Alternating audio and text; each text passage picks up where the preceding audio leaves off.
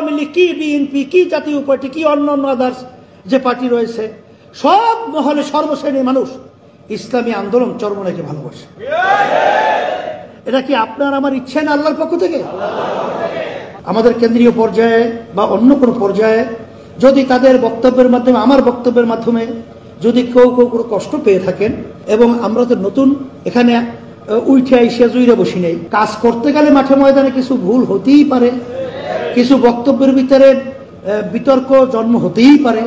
এই জন্য বিশেষ করে আমি ক্ষমা প্রার্থী। আমি জাতির কাছে, সকলের কাছে আমি বিশেষ করে আমি বলবো, আপনারা আমাদের কোনো কথায় কষ্ট পেয়ে থাকলে আল্লাহর কাছে আমাদেরকে মাফ করে দেবেন।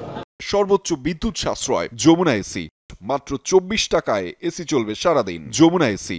আমাদের কিছু দায়িত্বশীলদের বুঝা বা না বুঝা কিছু কথাবার্তা একটু নিয়মতান্ত্রিকতার বাহিরে হয়, এটা নিয়ন্ত্রণ করা জরুরি। কারণ এর মাধ্যমে আমাদের ইসলামী আন্দোলনের কি উপকার, এটাও তো আমাদের আলোচনা পর্যালোচনা করে দেখা দরকার না। আমাদের জন্য ক্ষতি, অনেকাংশে আমাদের ভুল এবং চিন্তার বহির্ভূত আলোচনা হওয়ার কারণে এই যে উর্বর মাঠ তৈরি হয়ে আছে, উর্বর মাঠটার ভিতরে গ্রামে একটা কথা আছে, ফুলা ধানের ভিতরে বাঁশ দিয়ে বাড়ি দেওয়া।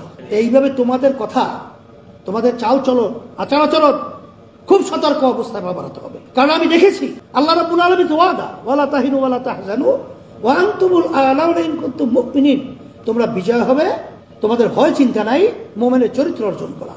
আমরা তো আল্লাহ কিন্তু ফজলুর রহমতুল্লাহ আলাইহি যে বিষয় রেখে গেছেন, সেই 87 সাল থেকে শুরু করে অদ্যবধি পর্যন্ত কোন ব্যক্তি স্বার্থের জন্য, এমপির জন্য, মন্ত্রিত্বের জন্য, সম্পদের জন্য আল্লাহর রহমতে আমরা কখনোই আমাদের নীতি আদর্শ কখনই আমরা বিলীন করি নাই, আল্লাহ যদি কবুল করে করব না।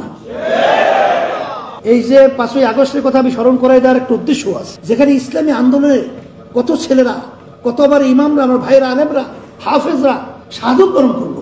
আর সেই ফসল আজকে ঘরে ওঠার পরে যারা এই সুযোগে আমাদের মাথায় নুন রেখে ভরই খাবে, তাদের ব্যাপারে আমাদের সতর্ক থাকতে হবে।